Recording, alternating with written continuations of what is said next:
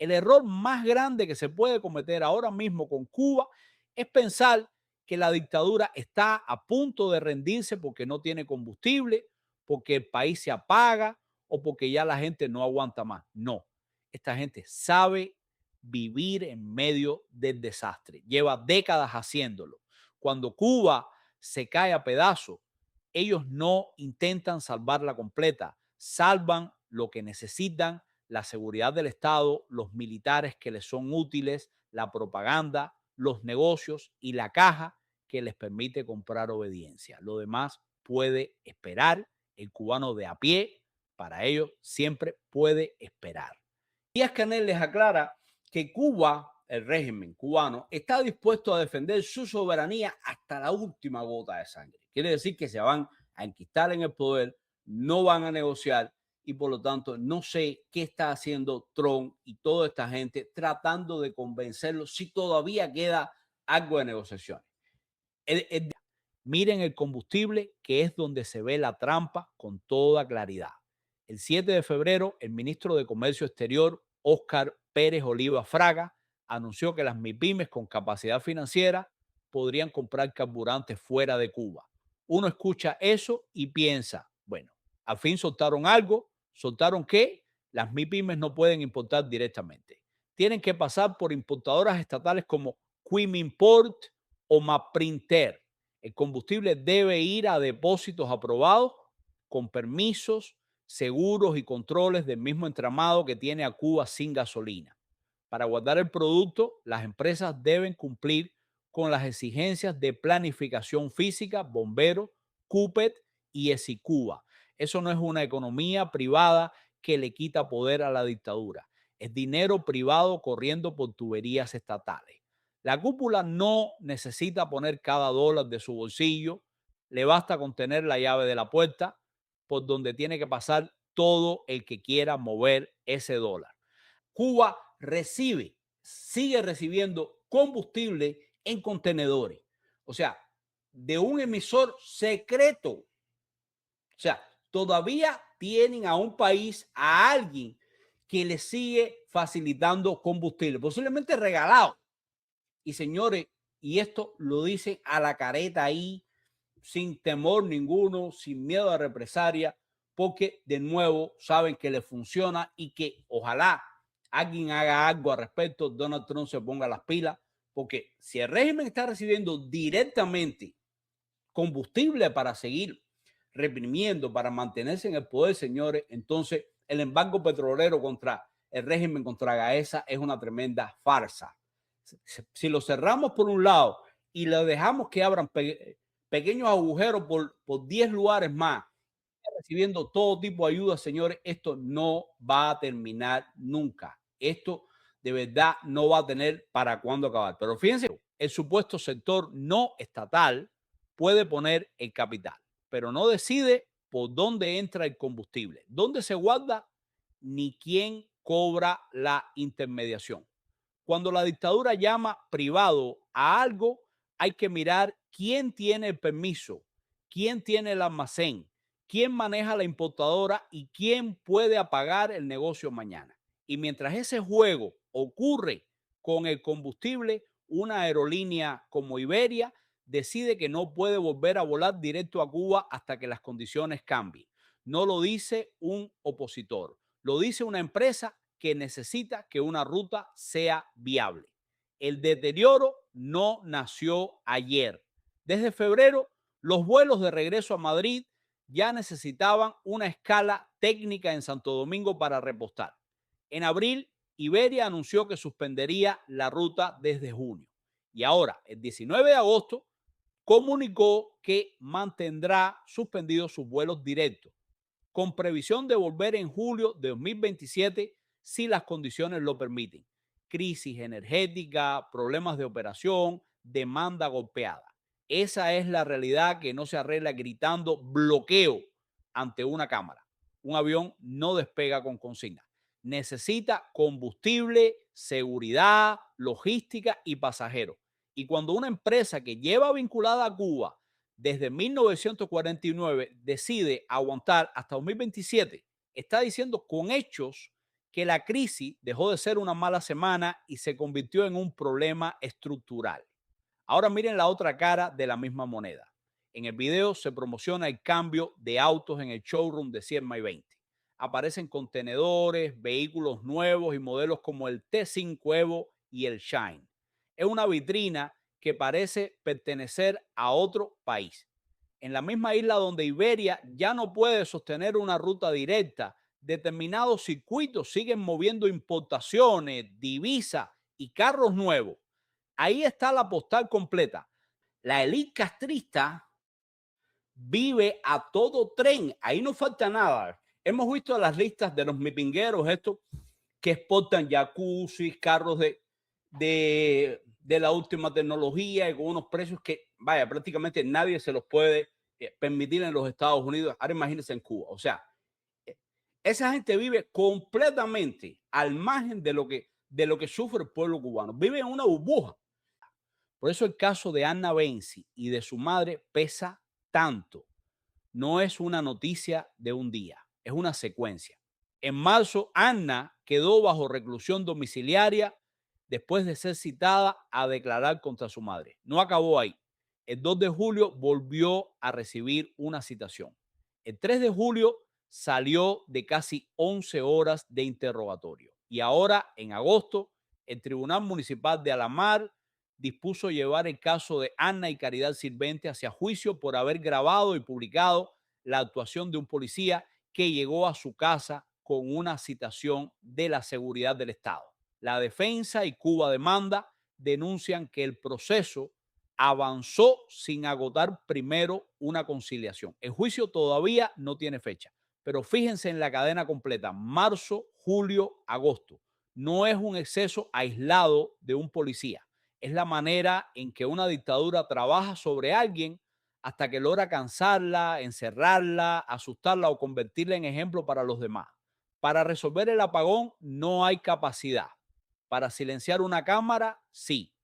Para garantizar que una madre y una hija puedan vivir tranquilas, no hay soluciones. Para llamar, interrogar, vigilar y mover un expediente, siempre aparece alguien. Yo no dudo que si entra un poquitico de petróleo así, vemos que ellos siguen moviendo sus carros de avispa negra, avispa roja, buenas, no sé qué. O sea, para la represión, eso siempre es prioridad.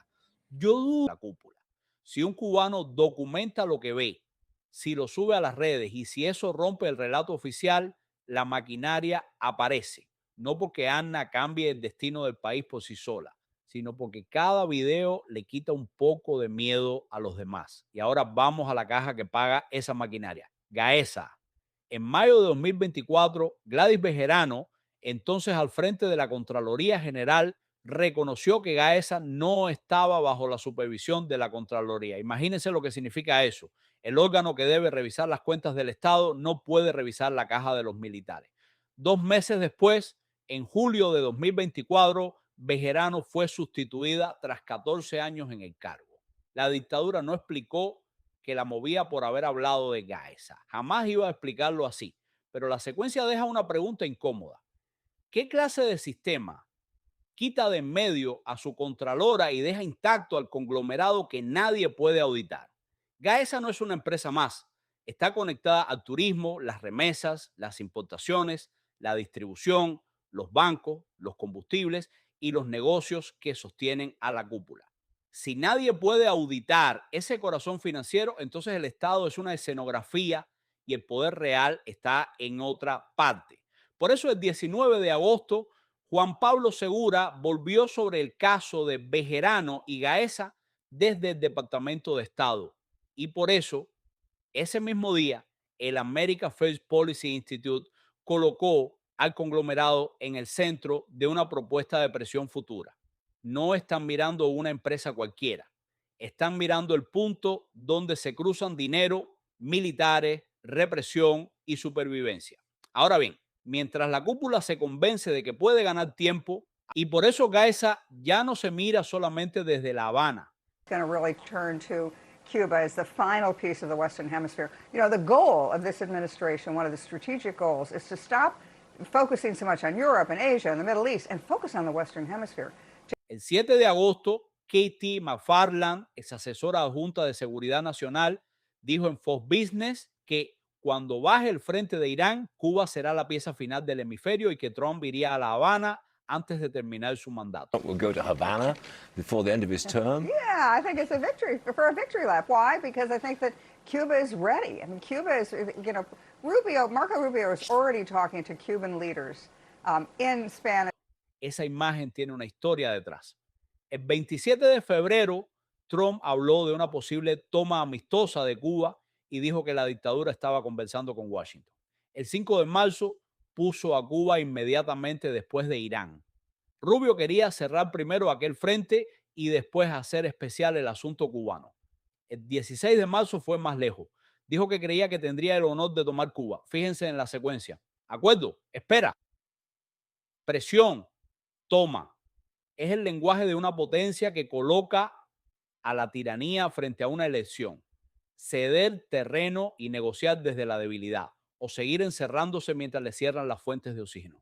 Y esa presión no quedó en frases de micrófono. Hoy el presidente Donald J. Trump firmó una orden ejecutiva declarando una emergencia nacional y estableciendo un proceso para imponer aranceles a los bienes de países que venden o proporcionan petróleo a Cuba. México.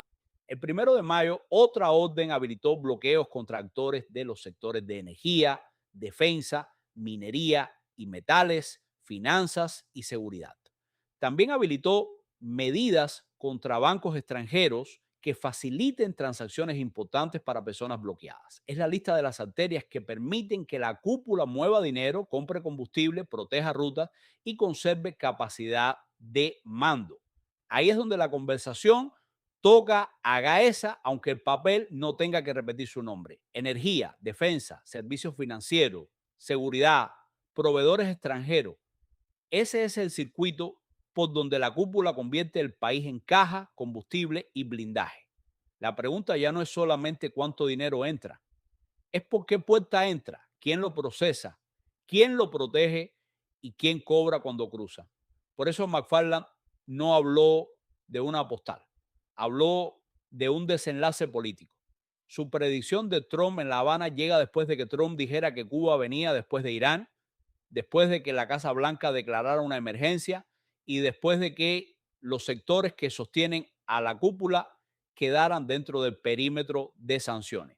Aquí está la lectura de fondo. Cuando Trump habla de acuerdo y después habla de tomar Cuba, no está dibujando una ruta amable para la tiranía. Están midiendo qué puede arrancarle a una estructura que depende de intermediarios, necesita esconder su caja militar y no sobrevive sin rutas de dinero, petróleo y protección. Un acuerdo en ese lenguaje sería el resultado de una relación de fuerza.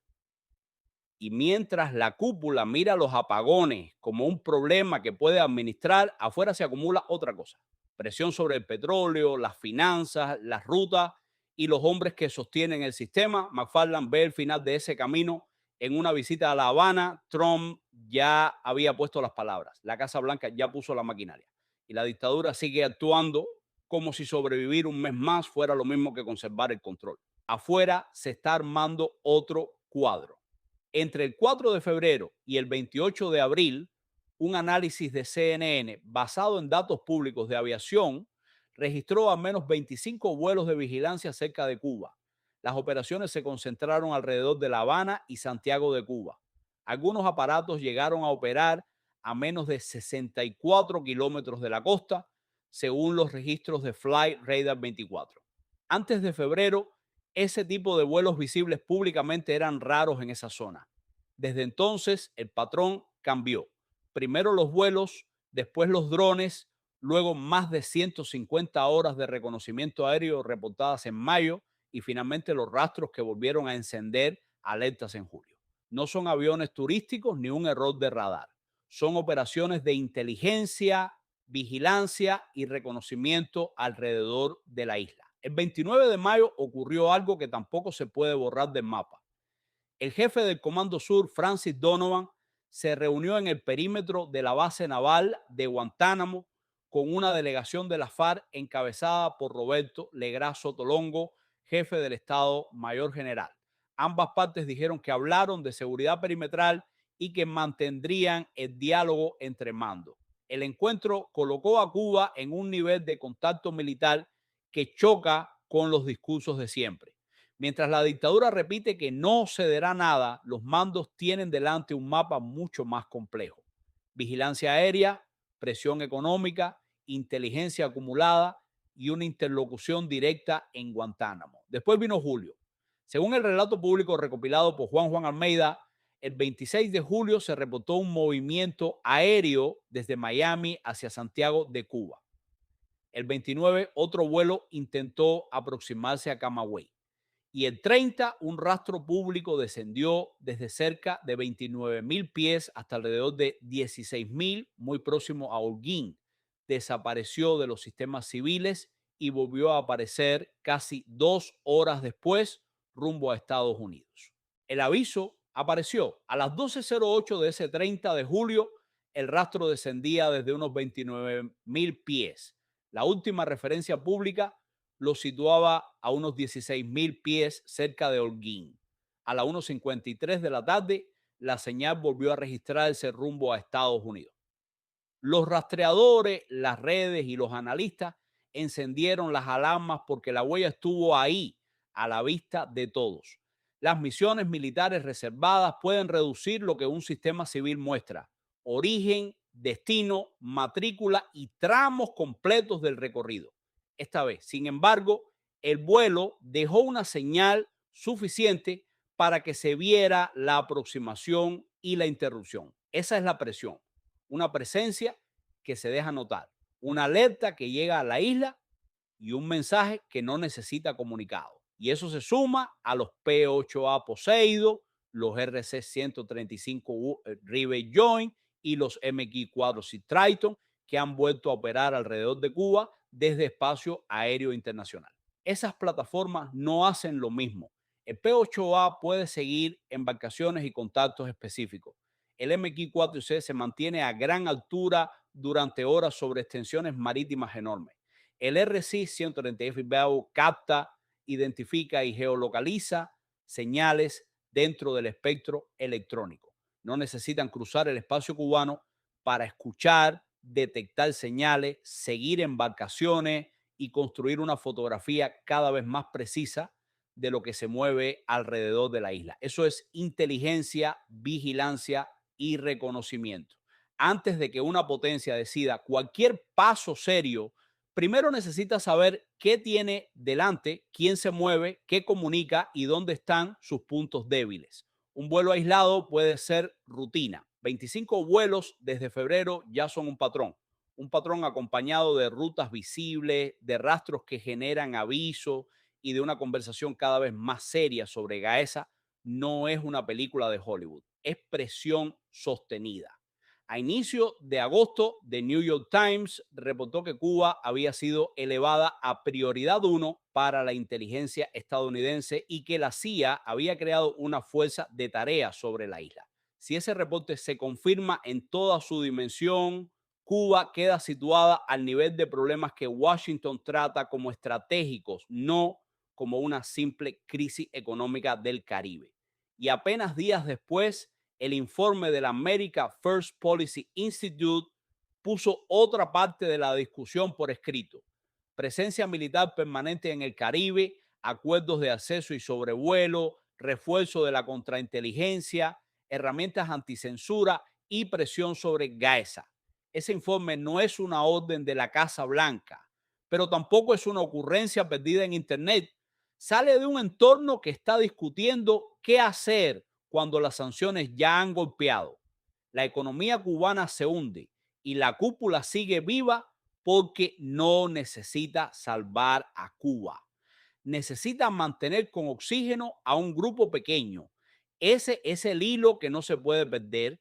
La dictadura cree que puede aguantar con un poco de combustible entrando por vías controladas, un poco de dinero moviéndose por los negocios correctos y suficiente represión para que nadie se les revire.